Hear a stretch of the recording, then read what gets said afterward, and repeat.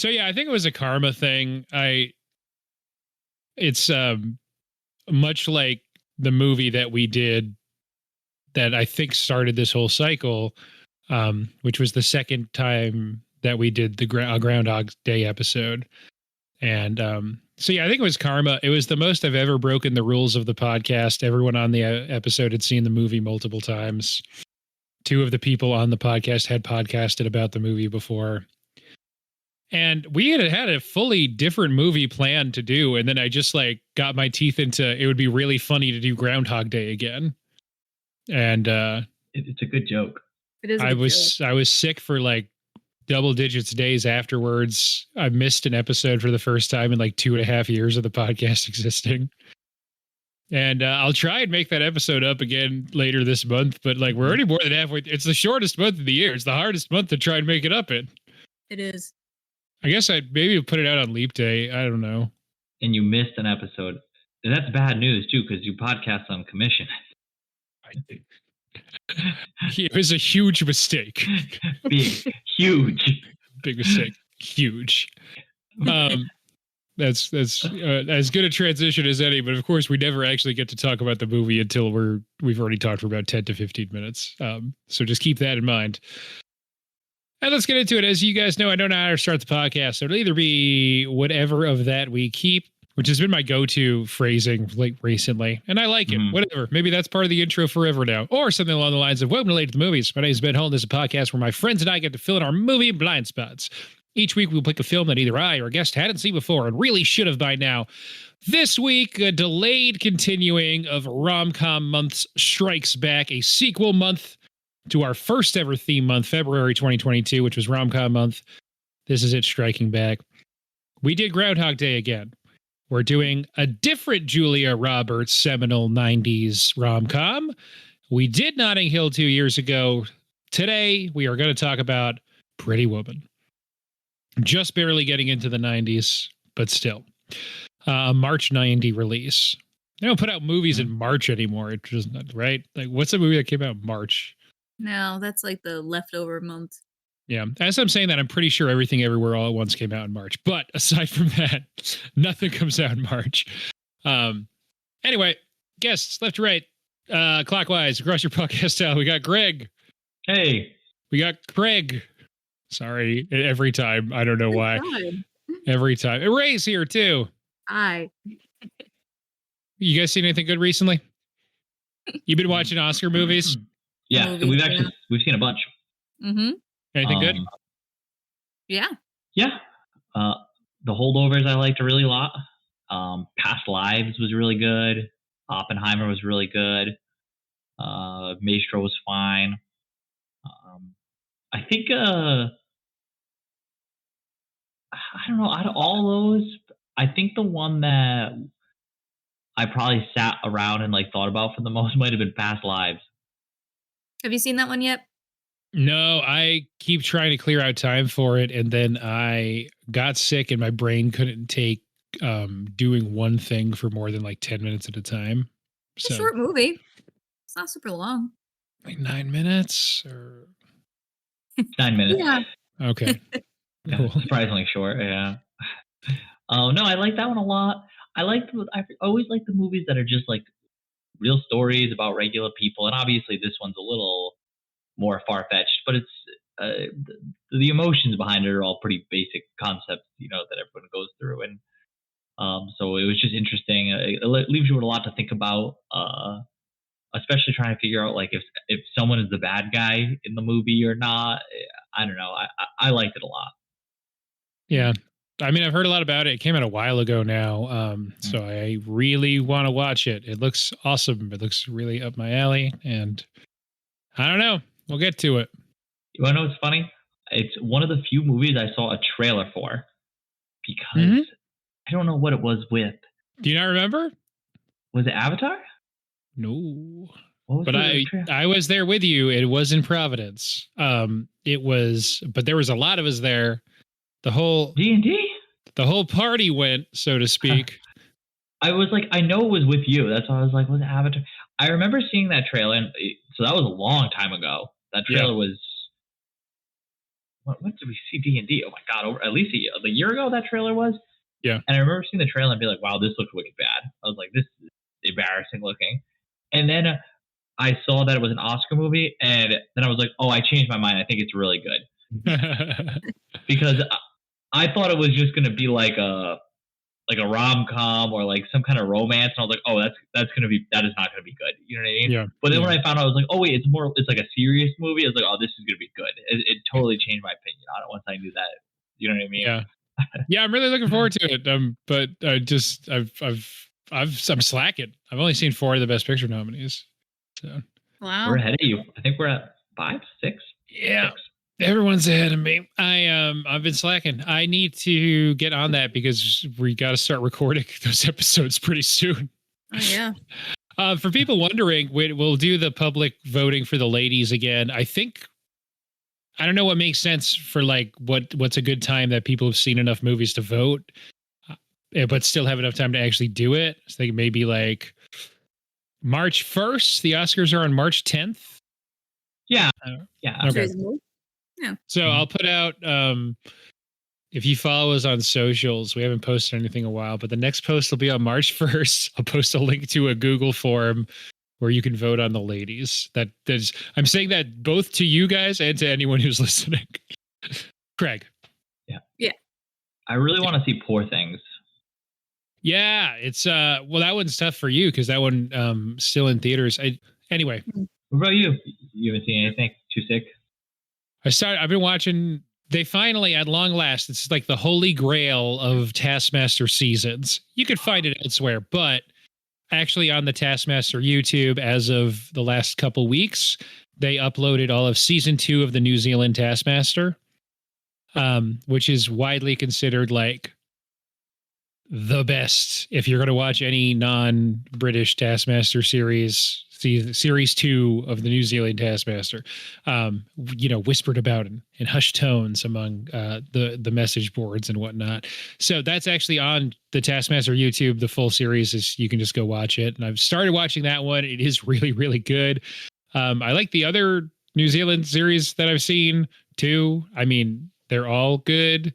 The ones that aren't in English are a little tougher to get into, but humor doesn't super travel, but any of the Commonwealth countries usually have at least something in common. So if they did like a Taskmaster Canada, it would probably have a similar sense of humor too. Mm-hmm. Half of the people who've ever been on SNL are Canadian anyway. So yeah, America, it's all same jumble. So that's what I've been watching, and that's it. I'd watch that. Yeah, it's extremely good. Yeah, so that is the main, portion of the show that we do before we talk about the movie. I think maybe I should just start doing like running commentaries of the episodes as they're happening to explain why things are happening. I think that would help a lot. It would not bog things down. Maybe you can do a director's cut of a previous pod episode for that extra episode that you need. Maybe I should. Yeah. I was considering Groundhog's Day, but as a director's cut. I was considering re-releasing the first Groundhog Day episode when I couldn't do this. And I should also mention, like, the missing the episode thing. I literally couldn't talk, and I had episodes planned to do with Lindsay and Marshall, and I postponed it like 4 days in a row because I still don't have my voice back yet. I literally can't talk. And then I was like, I could do it tomorrow night. And that was for Wednesday. And they were like, that's Valentine's Day. We're going to be doing things. I was like, yeah, that makes sense. I understand. Not around anymore. Microsoft Sam, you like type in and then he says it for you. Could have done that. Yeah, I could pretend that like Ben's not here, but the special guest host. I'm going to cut that from the episode. That's for Patreon subscribers only. That might be where the episode starts, me saying, I'm going to cut that. That's for Patreon subscribers only. I really liked Pretty Woman, but I had not seen it before. You guys had, though, right? Yeah. I've only seen it once before, actually, I think. Yeah. Yeah. I don't know why. I didn't think I'd like it, but I did. It's really good. Yeah, I still don't have my voice fully back, so maybe that's all I'll say about it. But that's enough. Yeah, Ray, was this ever in like heavier rotation for you? No, I've seen it a couple of times in like recent years, and I hadn't Yeah. previously. So, but yeah, when I watched it for the first time all the way through, I was like, wow, this is actually a lot better than I thought it was going to be. It feels like it's not exactly I don't know. It feels like kind of apart from the other 90s seminal rom-coms just coming earlier, being sort of the breakout Julia Roberts role, being ridiculously successful. It was the 4th highest grossing movie of all time when it came out, which is crazy, behind E.T., Star Wars, and the first Indiana Jones, which like you wouldn't think. And also Pretty Woman, throw it in there. That's the top 4 movies we've ever produced in America in 1990. On every metric, it is sort of just undeniable, but still, for whatever reason, didn't feel like an obvious pull for classic thing we should do the first time around. And then that felt like an oversight. So 2 years later, here we are doing it now. Yeah, you can see why Julia Roberts got really, really famous immediately. Right? This is her breakout role, right? Yeah. Yes. She gets an Oscar nom. She gets Golden Globe nom from this. It's not her first role. Mystic Pieces 88. I said pizza, but you know I meant pizza. Steel Magnolias is 89. But then, yeah, as a leading actress, it's this in 1990. And then everything else is, megawatt stardom for, I don't know, carrying the next, 15 years of like A-list American leading lady parts, pretty much. So, yeah. She's wicked good in this. I think she's a lot better than Richard Gere in this. Honestly. He doesn't have a lot to play. He's kind of like, I mean, flat. He is very flat, right? He's just like a guy who is trying to force himself to not have emotions because of business or whatever. Mm-hmm. But he's mostly reacting, and it's like the kind of archetypal. She's getting him out of his shell, and like he's becoming more like a human being. By the end, he's a full human, maybe, but yeah, I don't know. He's fine. He's good. He's fine. He performs the function of like being a very attractive man of undetermined age because his hair is completely gray. But still. Anyway, do we want to do a 1-minute plot summary? Yeah. Cool. Yeah, you can go for it. You usually do, if you want. Okay. So yeah, our movie starts. Richard Gere, Eddie. So it starts with Eddie. He's running this company. He's successful. His girlfriend dumps him because he is not into paying attention to her, just his company. He goes to drive to a meeting. He gets lost, and he ends up asking a hooker for directions, who is Julia Roberts, Vivian. He brings her to the hotel. She directs him to the hotel. He ends up having her come for the night, and then he's so into her, he pays her to stay for the whole week that he's in town for this big business meeting. Throughout the week, they get to know each other. She starts getting him out of his shell. He ends up kind of hits a point where he doesn't want to be an asshole with business decisions anymore. They decide they can't be together because he's not emotionally ready for that, and she wants more than he's going to offer. And then he changes his mind, and he does the grand romantic gesture and climbs her fire escape, and they kiss, and the movie ends happily ever after. And she's not a hooker anymore. Yeah, I don't know if they established that, but yeah, you assume probably not. I going into it, like I said, I hadn't seen before. I was not sure exactly what to expect. I thought it would kind of be, I don't know, a little bit more. I don't know if stuffy is the right word or just kind of like outdated, I think is what I was thinking more of. But it's just like, I mean, they have really good chemistry, and that kind of carries it. It doesn't really, that part of it doesn't age too much. And he kind of is just a weirdo. It's not like he has outdated ideas about like women and sex work and stuff. He just kind of is a strange guy. So that, I guess, doesn't necessarily marry it to 1990 either. Yeah. Did you expect it to have as much to do with hookers and have as much like violence and attempted rape as it did? Yeah. So it's interesting because it's the original idea for it is a sort of darker look at sex work and like the dark side of LA. And, the Hollywood Boulevard is that's what I assume it's actually like even today, even though it's 30 years later. Because like anyone who lives in LA, you don't actually hang out in Hollywood because that part sucks. And there's tourists and like crime and the place where the like Walk of Fame, all the stars are, is if like the days that there isn't press there taking pictures, it's just covered in feces and urine, is my understanding. But yeah, there's like parts, just like vestigial remnants of that idea for this movie that are still kind of around the edges, that there is like some higher stakes for Julia Roberts's character, Vivian, and her friend, who is like, she kind of has like a stereotypical best friend character, but she's only in the first 20 minutes in the last 7 minutes. I like her a lot. Like in one scene in between. Yeah, she's really good. She's really good. Yeah, you get the idea that maybe she's gonna like mess this up for Vivian, but she's kind of just cool. Mm-hmm. Sort of just vibing. It's fine. But yeah, I liked how weird it was, and just sort of really like weird. Yeah, how strange he is. So it's not really like this, like, what's Henry Higgins and Eliza, what's that one? How could I not? My Fair Lady. It's not like he's not like trying to teach her manners and reform her and shit, and then they fall in love. He's kind of just like, sure, this seems weird, I'm gonna do this for a week now. And you're like, okay, cool.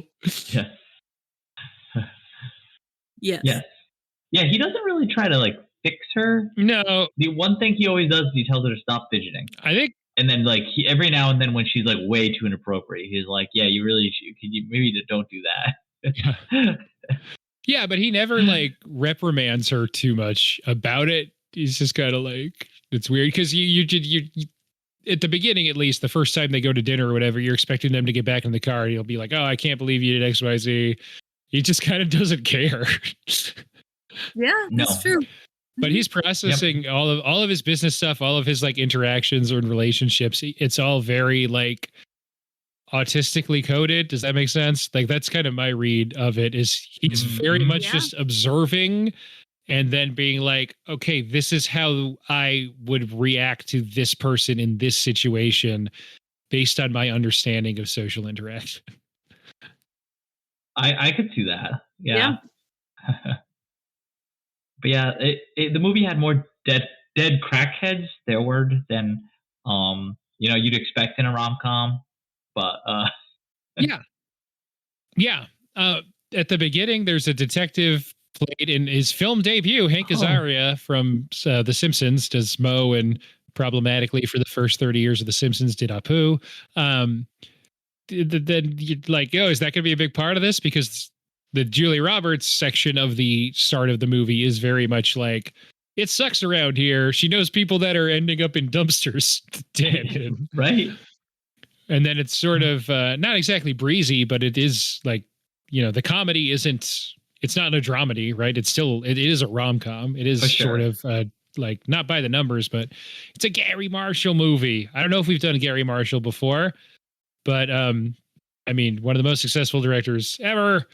He did a bunch of sitcoms you probably heard of, and then a bunch of movies you probably heard of too. Yeah, mostly comedies. Princess Diaries, remember that one? Mm-hmm. Runaway Bride. Valentine's Day, that movie everyone hates. Even I was just watching that. I bet you were. Even in that the scene where they're taking the dead girl out of the dumpster, the tourists come over and start taking pictures. He's like, I got tourists taking pictures in my crime scene. Yeah. So yeah, it's definitely a rom-com. Yeah. One thing that's interesting is it doesn't have a like miscommunication fallout, or you know what I mean? No, that's what I mean. He's just kind of weird. Like the one fight they have, he's like, okay, I see that I hurt you. I'm sorry. And I meant that. So we're done. Yes. Mm-hmm. Yeah, I guess he is definitely autistic, isn't he? That's how I read it. I don't know. Yeah. I mean, the movie's 34 years old, so they wouldn't like get into it, but you know. Yeah.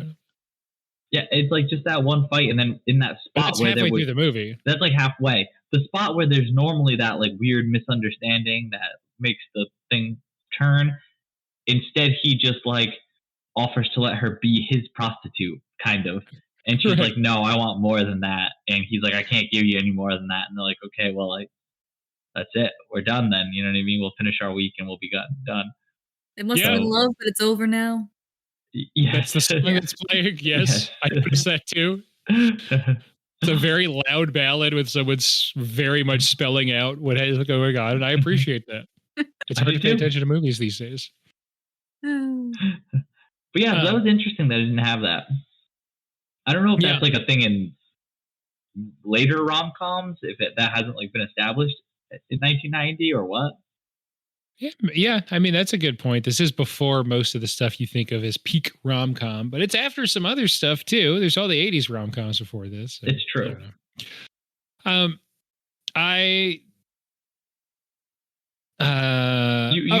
thing I wanted to mention. Oh, sorry. If you got something that we've already mentioned to hook on to.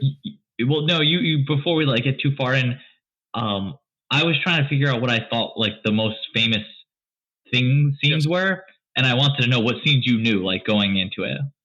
Yeah, so obviously you mentioned this the other day, and that's literally what I was going to bring up next. Is you wanted to be like, okay, what did you know going into it?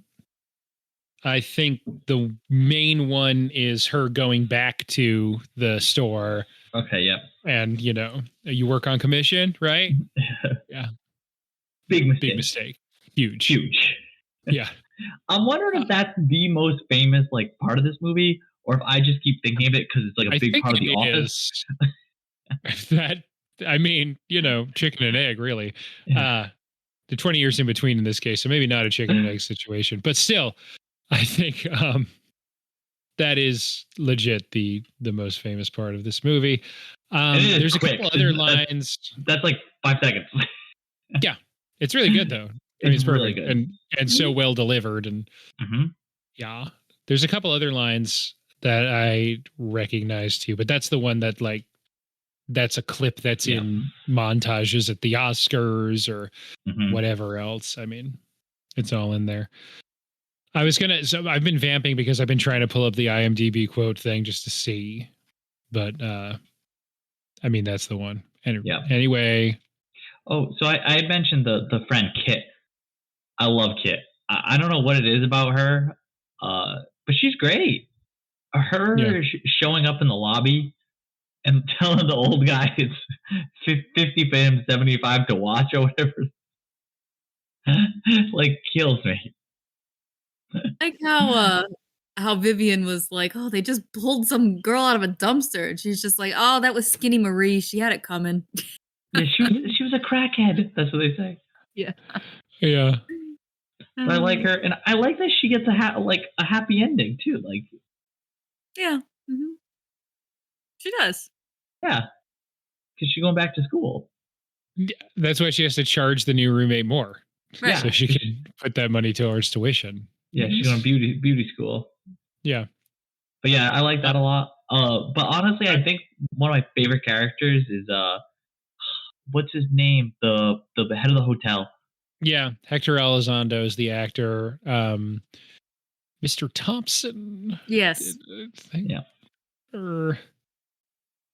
He's not on the quote page. How could he not be on the quote page? Come on. Anyway, the very ending is another quote that I think I knew. Like, what happened after Prince Charming climbed the tower? Rescued her, and we rescued him right back. That's a really line one. Too. Yeah. Because she helped him too. They fixed each other. What? I don't know if you caught that in the movie. Hold on. Wow. I didn't pick up on that. Barney, yes. Barney's great. I knew it started with a B, and I was like, is it like barreled? Yeah, barreled. Normal name, barreled. I love Barney. He's just so great. The character actor guy who's in like a bunch of stuff, but he's like the manager of the store that they do shop at. Yes. who's like just sucking up to them, and, Yes. and that part's fun. And that's the part where they actually play the song "Pretty Woman" by Roy Orbison, worth mentioning. They tease it first and they take it away. It's like, whoa, rude. But then there's the requisite shopping montage set to Pretty Woman. That part's great too. I'm gonna spend a obscene amount of money in here. Yeah, we talking profane or like what does he say? Like embarrassing or like insultingly obscene? Yeah. Profane. Go insulted. I like this guy. Yeah. There needs to be more. Great. What does he say? There needs to be more sucking up. As soon as you walked in here, I could tell you were the kind of man, not me, her. Yes. Yeah. You're obviously a formidable man, and someone to be reckoned with. Oh man, Edward would love that tie. Give her the tie. Take it off. Take off the tie. Which leads to like one of the hotter scenes too. Hotter scenes. So what worth mentioning, because there's always weirdly discourse, maybe only if you're like looking for it on social media, but there's always discourse about sex scenes in movies, and it's like kind of refreshing that it's like a really big part of this movie is like a lot of sex scenes, or implied sex, which like it doesn't even happen. That doesn't even happen in movies anymore. Or people just hanging out, and Julia Roberts is naked like in a lot of scenes. So yes, yeah. So, different now.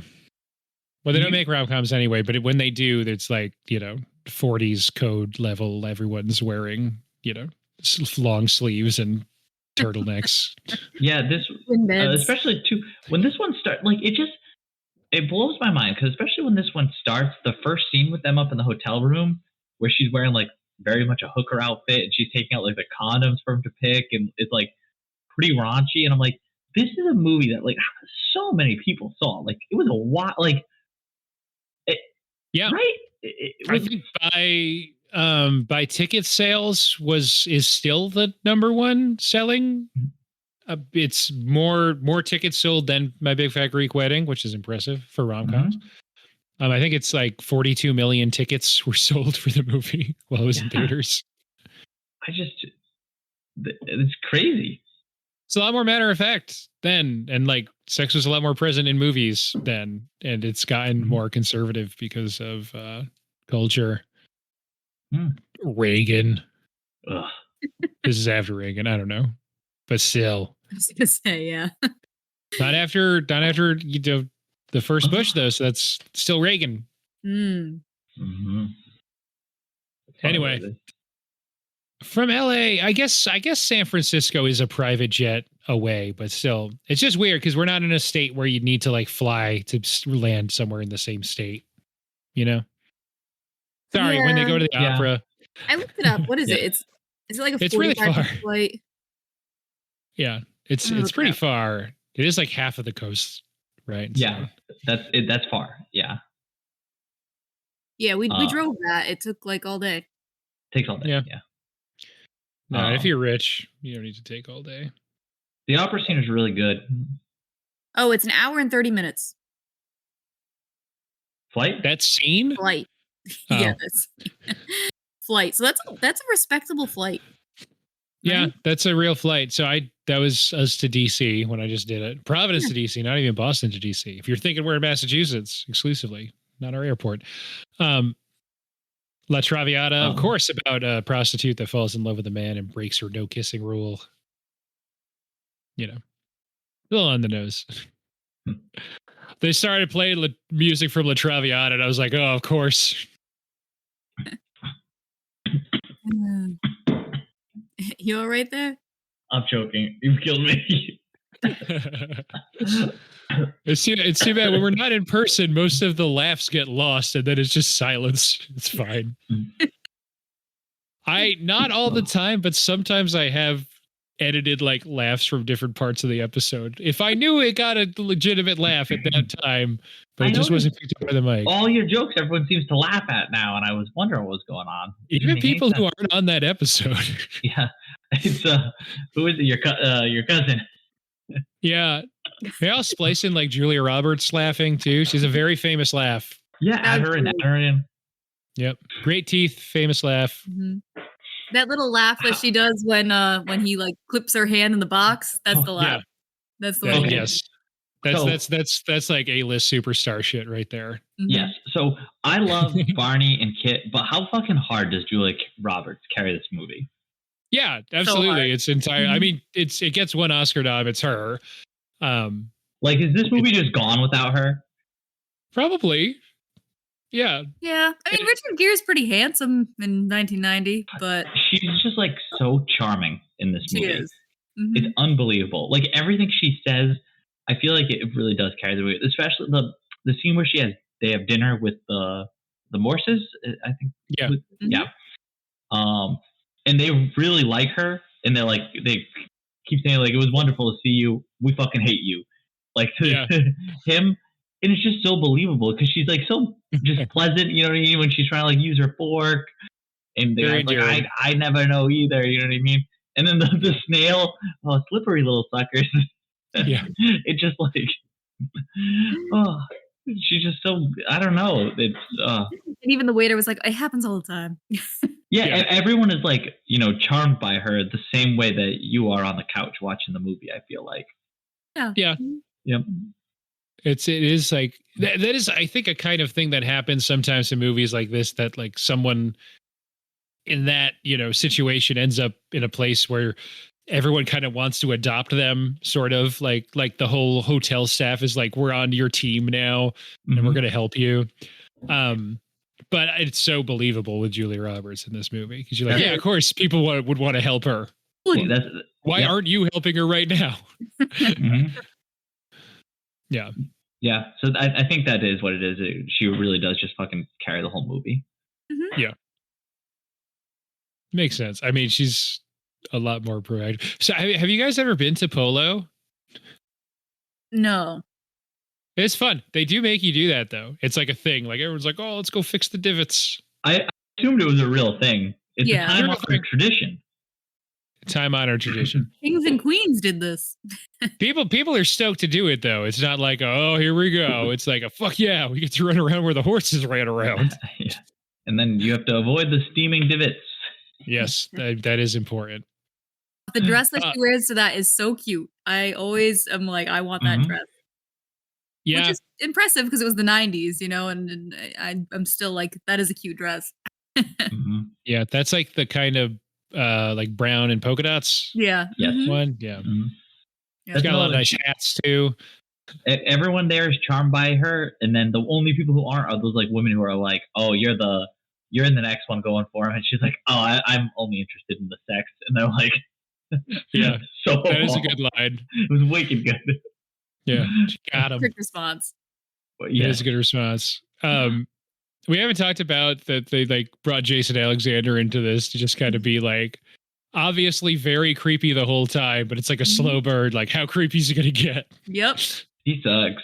Yep. Yeah, that guy sucks. Sucks so bad. It's about it. Yeah, and he escalates to assault, which again, like, is of a piece with the beginning of the movie, but like the movie hadn't really felt like that for a while.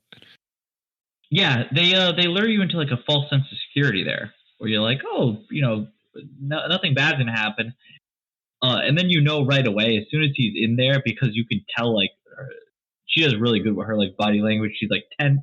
She keeps trying to inch away from him, like, oh, this is gonna be bad. Yeah. Yeah. Yeah, no, not a great guy. I think we could all agree, not a fan. I loved him. I look up to him as like a role model. I don't know. Craig, mighty silent on this topic. I don't know. Yeah, Craig seems to be a fan of the attempted rape in the movie. Yeah, I mean, unless you say differently. I wonder if we implicate Craig in enough bad things, if it just stops working. You'll have another lost episode on your hands. Yeah, he's gonna be like, "Fuck you! I'm not sending you the files." Like, oh god, he was listening the whole time. He does DM me with the files usually, but oh wow, yeah, Craig slides into your DMs. Slides in my DM. Everybody is these days. Not true. Anyway, yeah, that's like, those are the main points. I do like the opera scene. Did you guys ever watch? This is only tangentially related. There's another scene in an opera in another movie, and my mind went, "Hey, did you see this one? Portrait of a Lady on Fire." No, I remember you saying that was good. That was the French film that missed the Best International, right? They didn't submit it. They didn't submit it. Yeah. They submitted.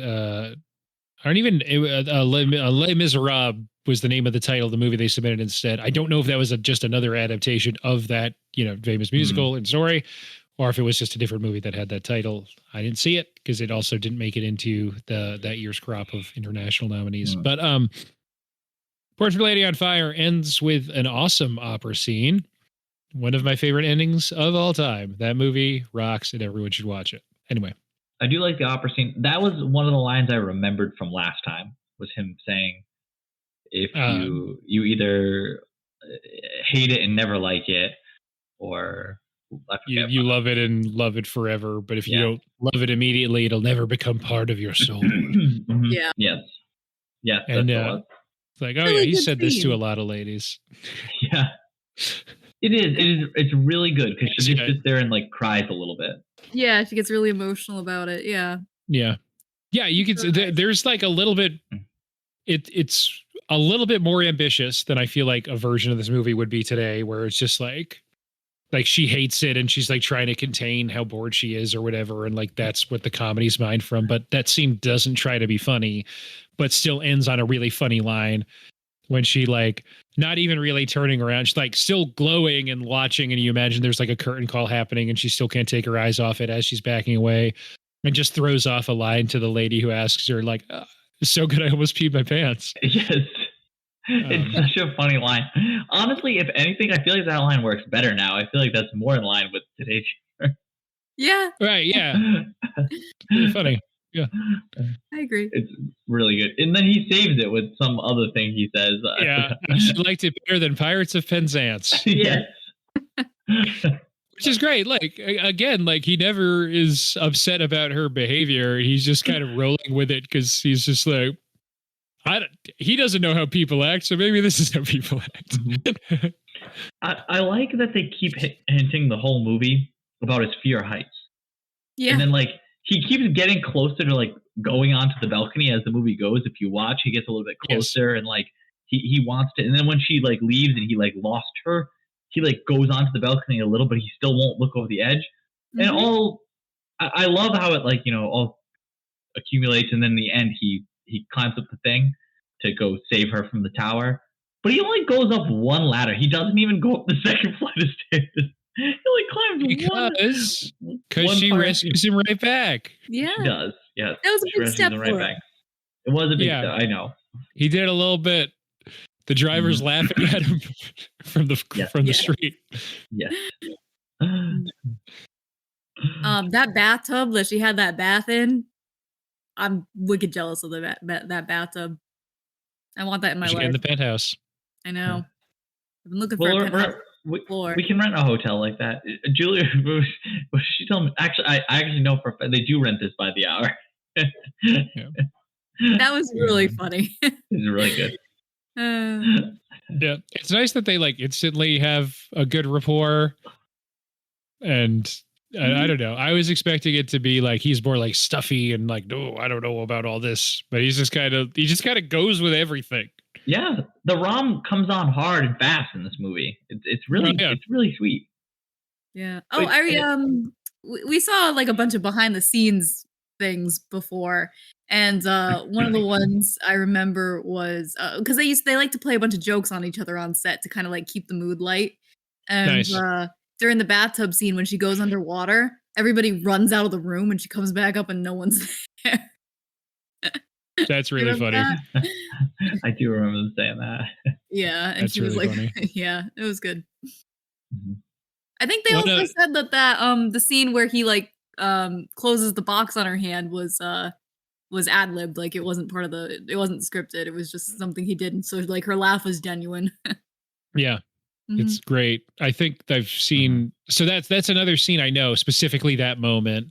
Or I should say new going into the movie. That I feel like that had been pulled out as literally what I said was I've heard someone else cite that as an example of like an either you got that or you don't kind of thing. Her reaction there. I do tend to not give Richard Gere a lot of credit in this, but their chemistry is good and like really, really good. And I guess you do need two people for that. Yeah. Yeah, you get why they're into each other. Yeah, it's really good. I was thinking about all their little banter, like when she first agrees to stay for the week, and they're like walking out, and she says something like, "I would have, I would have stayed for just 2,000," and he goes, "I would have paid 4." Yeah. Yeah, they have a lot of good back and forths. I liked this movie a lot. Did anything surprise you about it? Yeah, I thought the tone was not what I was expecting. I think I was expecting something closer to a My Fair Lady update, and it's not that. I didn't expect Richard Gere to be so weird. And like he is legitimately awkward in a lot of situations. He's like really confident in a lot of situations too, but just like socially awkward. Like his confidence extends to like his girlfriend breaks up with him and he's just like, "Oh, okay, what's next on my calendar today?" Right? Like it's just, so maybe it's not confidence. Maybe it's just like he is just so cutting himself off emotionally from everything. But it doesn't seem like that's a choice either. That just seems like that was like the natural progression for him through his life. I don't know. That's why their chemistry works so well, because they're basically just like polar opposites, right? Because she's so charming and sociable and likable, and he's just like kind of cold and, he struggles with emotion, and she's just kind of all out there, Yeah. Yeah. And that's, then like the opposites attract thing. And it's not like they're fighting at first though, but more like the kind of, I think the archetypal, she's pulling him out of his shell thing, but they never even really talk about that. It's just kind of happens throughout this week. Yeah. Week's a good amount of time. You don't want it to stretch on too long. You want it to still be the kind of like snappy butterflies vibes. So yeah, a week I feel like is a good amount of time for these kind of movies. One thing that the Times have changed this movie on a little bit, and only a little bit because she's so charming that it doesn't matter a lot. But I feel like I like Edward less now because he's too rich. He's obscenely rich, and they don't put too fine a point on it, but it is like part of it that his business on a fundamental level is like completely parasitic and like the worst version of capitalism. Yes, he says at one point, like, we produce nothing, we do nothing.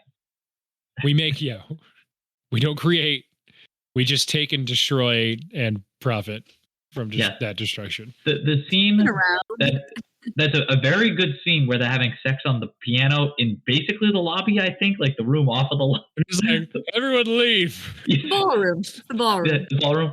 And he's like, everyone else leave or something like that. And I was like, these guys, this is like their break room.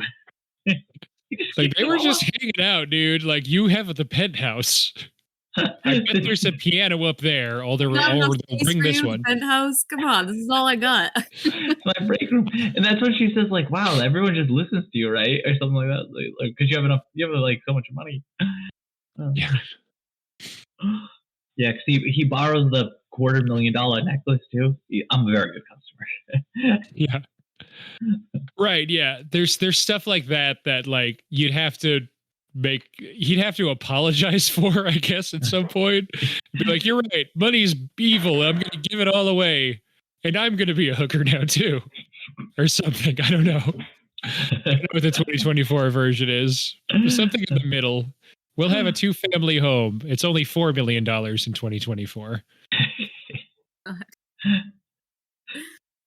I don't mind him though, because I do like him, and he's better by the end. He agrees to make destroyers for the military. Yes, he becomes a military contractor. A very nice thing to do. And he's like, I was lying. Those contracts are on their way. You get to make your destroyers for the Navy. The old guy has like an old guy moment. We're gonna work together. We're gonna build boats. big boats together. Yeah, it's and Richard Gere doesn't give any context to anyone who works for him, so they're probably like, we're gonna double check with him that that's what you guys agreed on because you sound very senile right now. He does.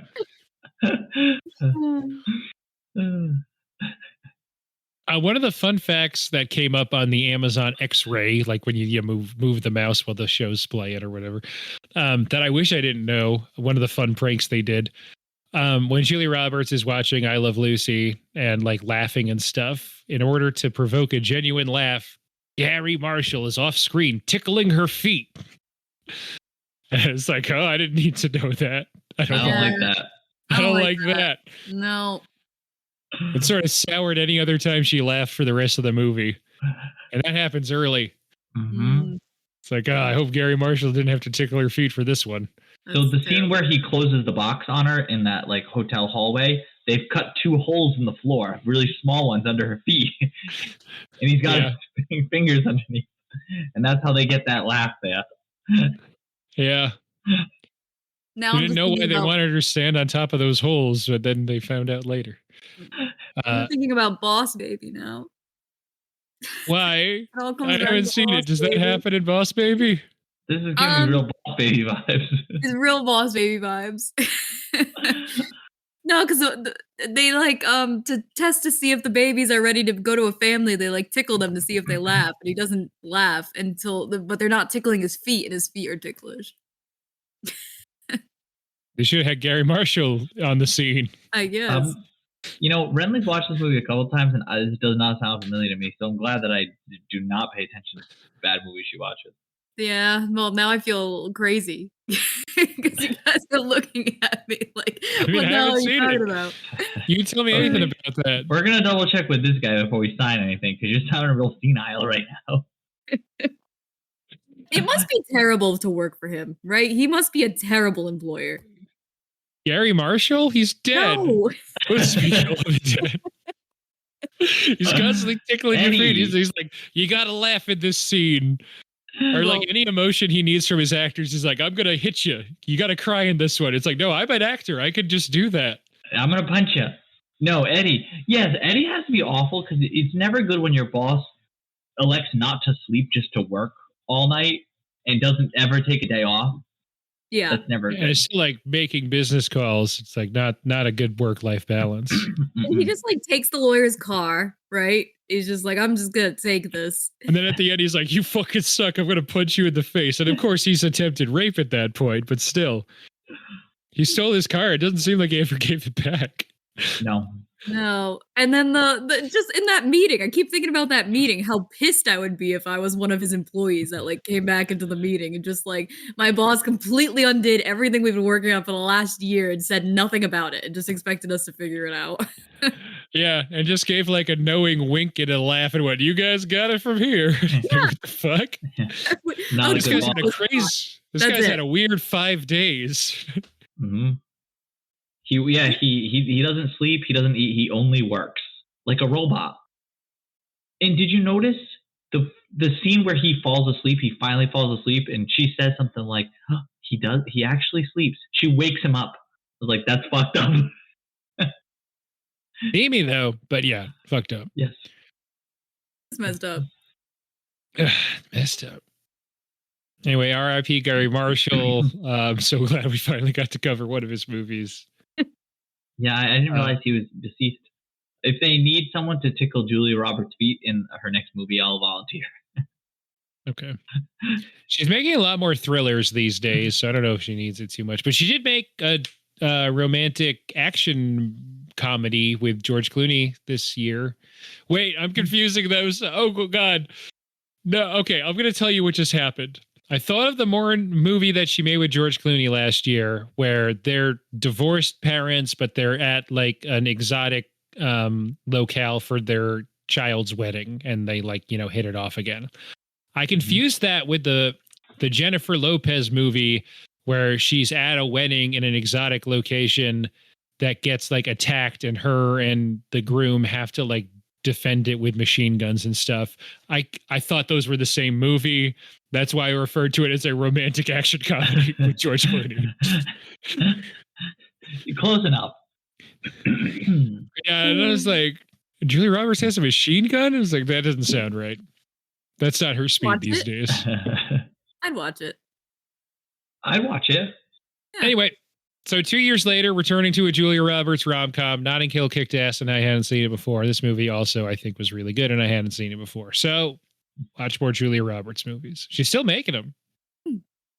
Yeah, I feel Something like about the end of the world. She just had a Netflix movie come out. Something about the end of the world. It's a Sam Esmail movie. He made Mr. Robot. Apparently, it's good and kind of trippy. So, anyway, all that to say, are we ready for ratings? I think so. Yeah, I feel like this is it's a unique rom-com. I feel like it's, like I said, I feel like I had a lot to say about this one. I feel like with rom-coms, that's usually hard for me. I feel like normally it's like, you remember this funny thing? Not that I didn't do that this time, but I felt like, I don't know, there was more to this one. Other than just like, let's talk about the funny things they said. So I feel like especially with rom-coms that are over 20, 30 years old, I feel like we could always focus a lot on like shifting social mores. Is this cool? Is this creepy now and it wasn't then? What would be the different focuses? And I think you did a good job pointing out, like, if a movie like this came out today, the economics would be the A plot. That would be like so front and center. Him not being in touch with like what stuff costs for her would be so much more a part of it. Like, it's in there for sure. And her being like, oh, this is how the other half lives kind of thing. That's obviously very much in this movie, but it would be like, he would have to become embarrassed by it at some point. Yeah. Sure. So yeah, on a scale of 0.5 to 5 on any scale you're choosing aside from stars, what would you give 1990s Garry Marshall directed film Pretty Woman? I'm always unprepared. I don't know how. There's like a really easy one that I feel like Greg might take. I'm gonna go for it. Slow. I'm gonna give it 4.5 out of 5 employees losing out on commission. Related to what I thought you'd do. 4.5 out of 5 bad blonde wigs. That wig was terrible. She said, do you think I look like Carol Channing, is what she says to Kit, I think. She's like, no, you look super hot tonight. When we started watching it, I was like, she doesn't wear that horrible wig the whole time, right? I was like, no, she doesn't wear that horrible wig the whole time. But for a half second, I was like, wait a second, she's blonde in this movie? It with a terrible wig? And I guess it's almost supposed to be like the end of a teen comedy where like the nerdy girl takes her glasses off and was like super hot the whole time or whatever. But like the morning after that, when she's just in a terry cloth robe and has long red hair, and Richard Gere's like, you're much hotter like this. And as the audience, you're like, you're correct, Richard Gere. No, terrible wig. She should have just had normal hair, but I guess that's, it's Hollywood Boulevard. What are you going to do? Gotta wear a wig. So yeah, like I said, this is what I thought you were going to go with. 4.5 out of 5 big mistakes, huge, for Pretty Woman for me. So the prompt we came up with in the Groundhog Day episode, fucking 5 weeks ago or whatever it was, for Romcom Month Strikes Back, and hopefully it will strike back fully and have a full complement of episodes this month, remains to be seen. Anyway, this month's thematically appropriate question for rom-coms. Any time period, and you can take this person at this age and this person at this age, I need y'all to cast the perfect rom-com. Ooh. We just did leads this time, but we talked a lot about the best friend character in this one. So if you also want to throw in like a best friend character, you can go for that. What we did last time was like I think I was like, we got to get Channing Tatum with someone who dances. So it was like Channing Tatum and Ginger Rogers, I think is what we went with. And then I think Anthony pitched Channing Tatum and 80s Demi Moore, and we were all like, that just works. I don't know why, it just works. Well, I think Titanic age Leo is always going to be like, most attractive Leo. Number one draft pick, sure. Yeah. So but I don't know who he's going to star with. I'm going to go with 1997 Kate Winslet. Okay. But it's a comedy.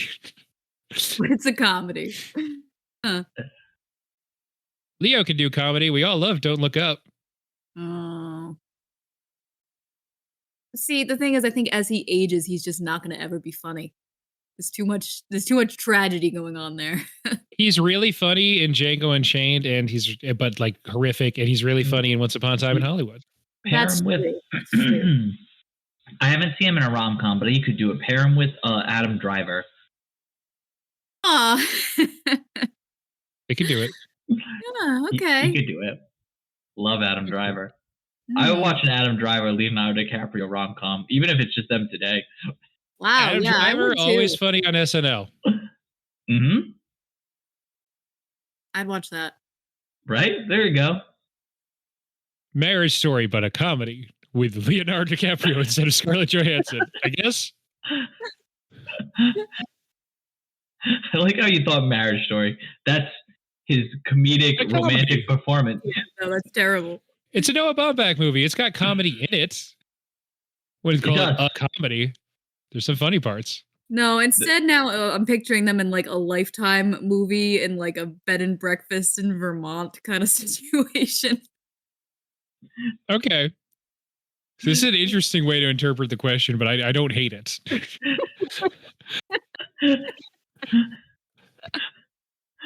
we also like in like the cross-generational thing when Emma Stone and Humphrey Bogart. So that's like the kind of stuff we were pulling, but I do love Emma Stone. I do love Emma Stone. We think she'd be a good like kind of campy femme fatale for him in like Maltese Falcon mode was sort of like our take on it. See that? But only bring it up because I know you guys have done 2 episodes on Maltese Falcon. We did. Yes. Mm-hmm. And I can see that. I can see Emma Stone in it. Yeah. Yeah. Yeah. Any other picks? I mean, current Leo and current Adam Driver are great picks. Right? I'm pretty happy with that. That'd be a good rom-com. Last time around, y'all were on the Sleepless in Seattle episode, right? Oh, yeah. So 90s Meg Ryan and 90s Tom Hanks, also probably pretty high draft picks. Yeah. I mean, they've already done it though, you know? Yeah. That's the movie I was thinking about when I was like, oh, who would go in like a best friend mode? I mean, Rosie O'Donnell, great best friend performance in that movie. Emma Stone can be the best friend. She could give a good best friend performance. Well, yeah. Mm-hmm. So wait, what's the plot if it's Adam Driver and Leo and Emma Stone as a best friend? What's happening? I don't have the whole script. What do you want? Whose best friend is she? Who? They can both have one. Ryan Gosling can be the other. I think Emma Stone is Adam Driver's best friend. And Ryan Gosling is Leo's? What about current Rosie O'Donnell is Leo's best friend? Current Rosie O'Donnell? Yeah, not 90s Rosie O'Donnell. Oh, God. I don't even know what she looks like right now. Yeah, she's fucking hideous, probably. Like, what do you mean? She's just the best friend character. It's fine. I haven't seen her in like 20 years is what I mean by that. She became very prominent again as publicly feuding with Donald Trump. So there was a lot of pictures of her in tabloids in the last few years. Oh, okay. You read a lot of tabloids, so. Mm-hmm. Well, she got to do a lot of panel shows because she was famous again for that. I know she's in her 60s, but Leo almost is too. So it's not like that age inappropriate. I can't think of the plot right now. I was trying to think about what the misunderstanding would be. I feel bad. I thought he was older. Oh. I was gonna say you can't be right. I was like, that's not right. I think it's because Brad Pitt just turned 60, and I was thinking of Once Upon a Time in Hollywood. It's because Leo only dates like 20-year-old models, so it makes him seem. He looks old. Much That older. feels like a 60-year-old thing to do. Yeah. Mm-hmm. But he's always modeled his career after Jack Nicholson, so it all makes sense. Mm. I think we got good content out of that question. I'm going to keep it. I think we did. I'm really happy with how it went. Anyway, let's wrap up this episode. Once again, R.I.P. Garry Marshall. Maybe that'll be our sign off from now on. Penny Marshall also died. I didn't know that. R.I.P. Penny Marshall. R.I.P. You mentioned a lot of dead people this episode. We started with the Stephen Hawking joke. I was going to cut that out, but now it's going to stay in. Yeah, what a terrible joke Greg told earlier. That's on the cutting room floor. So poor taste. It was bad, yeah. It'll just be so much laughter and applause ending this episode that I'll edit in. Edit only Julia Child, but like Julia Child. Oh my god, Julia Roberts. No, it's going to be Julia Child. Throw Julia Child in there too. I was going to say 10 Julia Roberts, just like all of her laughs, just all together. A big audience for Julia Roberts. One thing I'll actually keep in, how much Julia Roberts have you guys seen, and do you have any particular favorite performances? This is obviously probably up there for me now, but there's a lot, so much. Seen a little bit. I was gonna say, I think I've only seen a little bit, and this is my favorite for sure. Yeah. Have you guys seen the Oceans movies? No. I haven't. Nope. She's great in two. Aaron Brockovich, I've seen. There you go. Another Soderbergh, like Oceans. I haven't seen any of the Oceans movies. No, I haven't either. Don't watch them yet. We'll do a heist month very soon. Now that you said heist month. Oh yeah, that's cool. Well, that does it for us here at the old podcast house. It's been a couple weeks since I recorded. I don't remember how the sign-offs go. Our stuff's on Linktree, linktr.ee/late to the movies. We'll try and get some other stuff back. Greg, Ray, Craig, thanks for being here. No problem. See ya. Stay tuned for more rom-coms this month, maybe, if my voice remains in a recovering state. And on March 1st, we'll post the public poll for Late to the Movies annual award show, The Ladies, where you, the fans, get to vote. Thanks, guys. Thanks. See ya. Bye. Let's get Craig out of here. He doesn't need to hear this. Get out of here, Craig. Sorry, Craig. You did a great job. I'm sorry Ray's so mean to you.